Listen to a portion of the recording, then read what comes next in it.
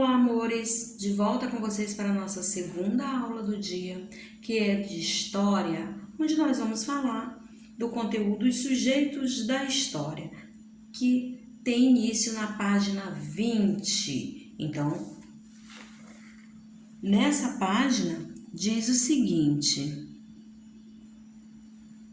estudar as experiências e interações humanas no decorrer dos tempos é o trabalho do historiador. Então, alunos, o historiador, é que estuda aí as experiências, as interações, humanas, tá? Esse objeto de estudo é resultado de ações de todas as pessoas. Ou seja, todo mundo faz parte da história. A história acontece em todos os lugares, não apenas nos campos de batalha e em ilustres gabinetes políticos. Segundo o poeta alemão Bertolt Brecht, de 1898 a 1956, todos nós somos sujeitos da história e somos parte viva dela. Ela é muito maior do que personagens que aparecem em páginas de livros, representados como grandes heróis. As ideias desse poeta também defendem que é preciso valorizar outras pessoas que passam anônimas, pois sem elas a história perderá sentido. Então, alunos, o que quer dizer aí? Quer dizer que qualquer pessoa faz parte da história de um lugar, faz parte da história de um país, de um município, de uma guerra, de um acontecimento. Qualquer pessoa faz parte dessa história. Os seus antepassados fizeram parte da história que nós temos hoje. Você está fazendo parte dessa história que nós estamos vivendo agora, desse momento que nós estamos vivendo agora, onde vocês são alunos, que estão estudando de modo diferente, Então, mais à frente, alguns anos à frente, quando outras pessoas estiverem falando disso, eles vão entender que vocês fizeram parte dessa história. Vocês também fizeram parte desse acontecimento da pandemia, da Covid-19, onde aconteceram muitas mudanças, onde muitas coisas aconteceram aí. Então, atos, do nosso dia a dia, coisas que nós fazemos no nosso dia a dia, o cuidado, o distanciamento que nós temos que ter, tudo isso vai fazer parte, da nossa história. E nós estamos fazendo parte dessa história. Então, mais à frente, as pessoas vão contar isso e nós vamos ter feito parte aí dessa história. E aí nessa imagem ao lado vocês podem observar que tem muitas coisas, aí desenhadas, em uma pedra. E vocês estão vendo aí animais, tem pessoas, Enfim, muitas informações. Então, não era uma só pessoa que existia, existiam várias pessoas. E em nosso próximo slide fala aí das fontes históricas. Que fontes históricas são essas? Então, vocês já estão vendo na imagem abaixo cartas antigas, informações antigas e pessoas fazendo escavações. Vamos entender um pouquinho sobre isso? Então, aí diz que por muito tempo, até o início do século XX, olha aí o número romano, gente... Início do século XX, apenas textos escritos oficiais e autenticados por algum governo ou autoridade eram considerados fontes históricas. Acreditava-se que apenas eles continham dados confiáveis para se conhecer o passado, como realmente aconteceu. Contudo, nas primeiras décadas do século XX, ocorreu uma mudança nesse pensamento. O documento escrito oficial perdeu seu papel de única fonte confiável de notícias e outras fontes foram levadas em consideração. Então, a partir daí, houve mudanças e qualquer vestígio deixado por sociedades humanas passou a ser considerado um objeto de estudo válido para estudar o passado. Antes era assim, como fala aí no texto, que apenas texto escrito, só o que estava escrito, o autenticado tinha que estar documentado, registrado ali por algum governo ou autoridade, que era considerado fato histórico. Mas aí tudo isso foi mudando, E aí qualquer vestígio deixado por sociedades humanas passou a ser considerado um objeto de estudo. Por isso, muitos estudiosos aí, muitos pesquisadores buscam informações de povos antigos, buscam informações de vidas aí em outros territórios, em outras cidades, E muitas coisas que foram acontecendo nos tempos passados. E essa noção, alunos, permanece até os dias de hoje. Praticamente tudo que a pessoa faz, os lugares por onde ela passa e os objetos que ela usa, podem ser considerados uma fonte histórica. Apesar dessa abertura, ainda permanece a importância dos documentos escritos, mas eles foram ressignificados, ou seja, uma vez de se estudar apenas o documento, o que o documento nos diz, sem o contestar. Olhamos o objeto de estudo e nos perguntamos: quem o escreveu assim? Ou só existe essa versão da história? Ou ainda, o que queriam as pessoas que escreveram este documento? O documento oficial, atestado por um governo, conta apenas a história de determinada classe social, esquecendo-se dos pobres, com a modificação do pensamento aqui citado. As demais classes sociais também tornaram-se objeto de estudos. Então, vocês sabem, até mesmo quando a gente vai falar da história do Brasil, vocês sabem que a história do Brasil, as pessoas falam muito na família real, E aí depois que a família real vai embora, começa a falar aí dos primeiros presidentes. Vocês vão observar isso no livro de vocês de história, quando a gente começar a entrar nesse assunto.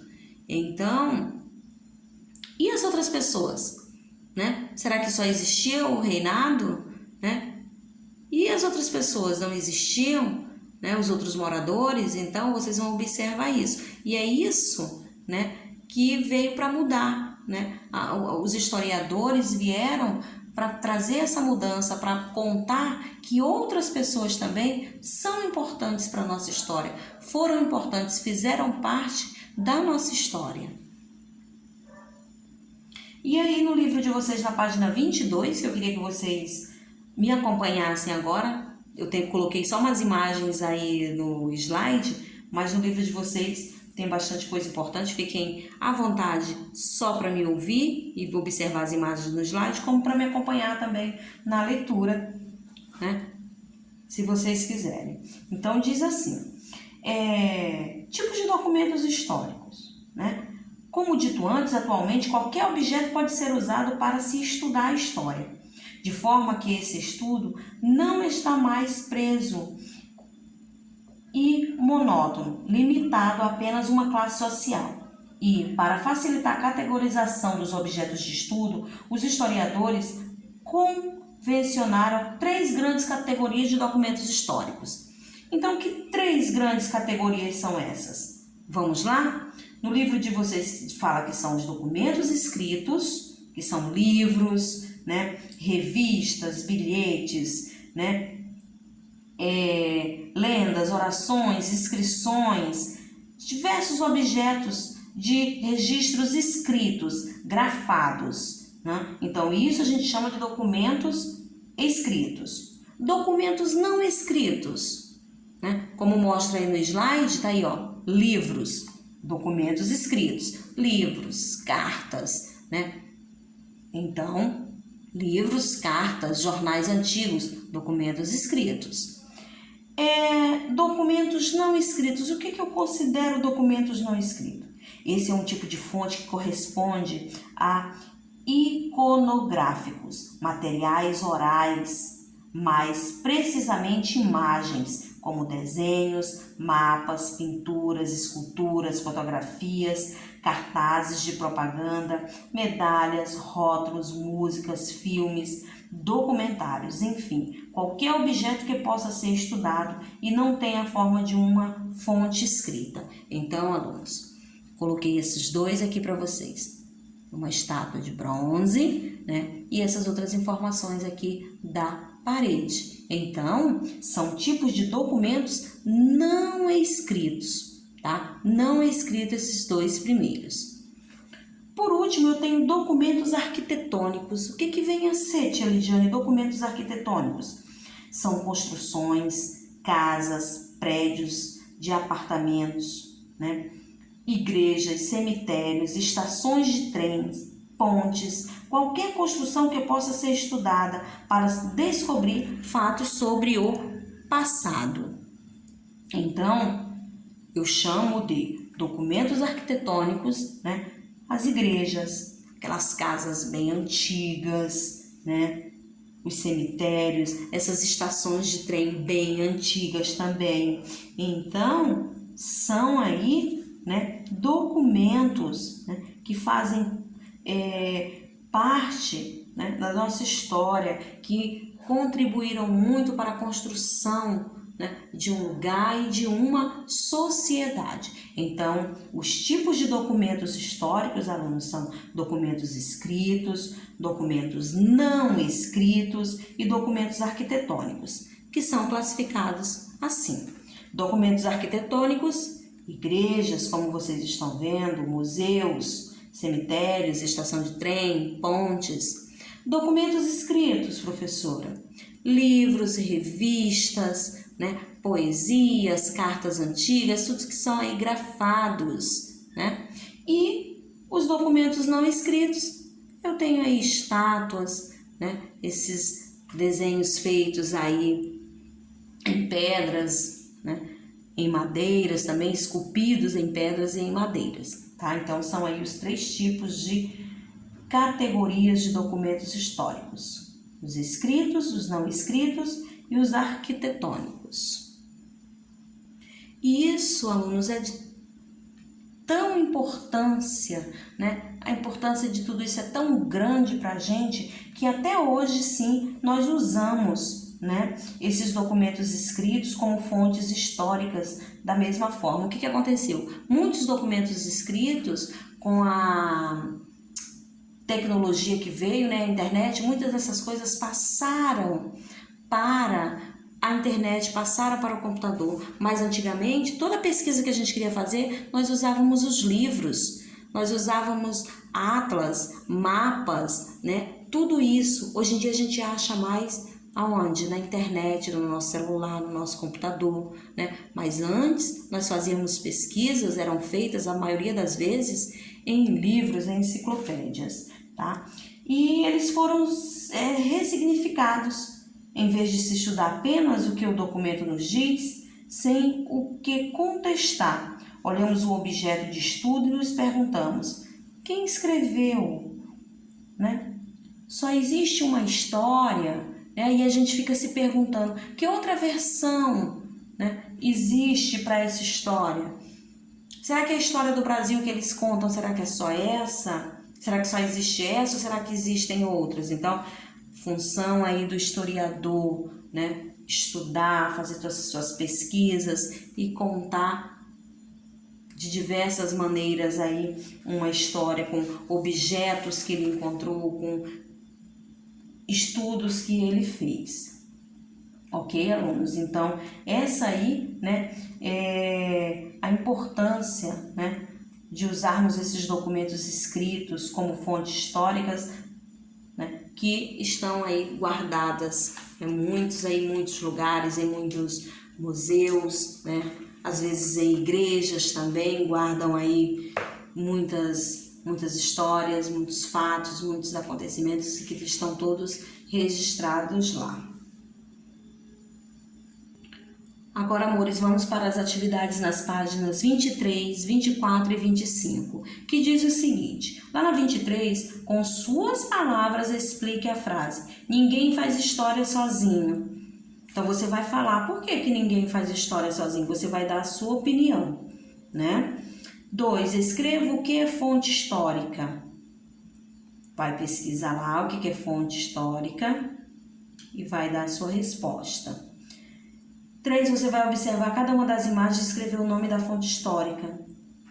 O nome dessa fonte histórica aí, será que é uma fonte histórica arquitetônica? Será que é uma pintura? Será que é um mapa? E aí vocês vão observar e vão estar colocando. 4. Porque até o início do século XX, apenas os documentos oficiais podiam ser considerados fontes históricas. E aí você vai responder. 5. Na historiografia, o que aconteceu com o documento escrito oficial no começo do século XX? E aí vai colocar aí sua resposta. Na 24, nos dias de hoje, ainda usamos documentos escritos como fontes históricas da mesma forma? Se você acha que sim, coloque o sim aí e justifique a sua resposta. Eu acabei de explicar sobre isso aí e também tem no texto, tem no livro que eu expliquei para vocês. Questão 7. Observe cada uma das fontes históricas a seguir. Depois, pesquise e escreva que local elas são arquivadas.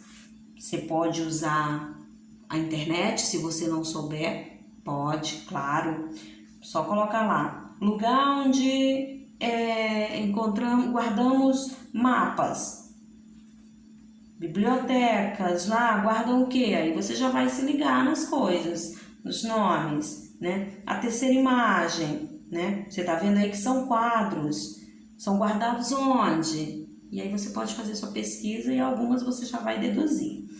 8. Sublinhe as frases corretas. Então, aí tem 2 frases que são corretas. Leiam com atenção. Lá na página 25, numere as fontes históricas corretamente. Eu tenho 1 para documento escrito, 2 para documento arquitetônico e 3 para documento não escrito, tá? Então, tem aí 6 imagens e você vai colocar aí, numerando corretamente, 1, 2 ou 3, tá? Questão 10. Observe os equipamentos, instrumentos, utensílios ou artefatos que são objetos arqueológicos e escreva no espaço abaixo o que você acha que eles são. Muito fácil aí, né? Então, você vai escrever o que eles são aí, o que você acha que eles são, tá? E aí, escreve tudo direitinho. Cuidado aí ao escrever. Leiam depois que vocês escreverem as palavras, tá? Para não ficar com erros, ok, alunos? Então, essas são as questões propostas para vocês, tá? Do livro de História. E antes de encerrar, eu vou deixar a correção das páginas 18 e 19, né? E aí vocês podem fazer a correção, tá? Eu tinha que marcar a primeira opção, dia, mês e ano, aqui o número 1. Número 2, você tinha que ligar. Séculos numerados em algarismo romano, anos numerados em algarismos árabicos. E aqui você tinha que escrever os anos de início e término, né? Também foi explicado para vocês, conforme os modelos preenchidos. Na questão 4, né? Tinha que colocar aí século 1 a.C., século 6, século 8, século 21. Na questão 5, vocês tinham que marcar calendário, era a opção certa. Letra B, o nascimento de Jesus. Letra C, observando a natureza. Letra D, de acordo com as cheias do rio Nilo. Número 6, década 10 anos, século 100 anos, milênio 1000 anos. E 7, quantos anos há em 3 décadas 30 anos, meio século 50 anos, uma década e meia 15 anos, ok, alunos? Então, não deixem de fazer a correção dessas questões. Então, por hoje é só. A nossa aula de história se encerra aqui, tá? Fiquem com Deus, beijos e até amanhã,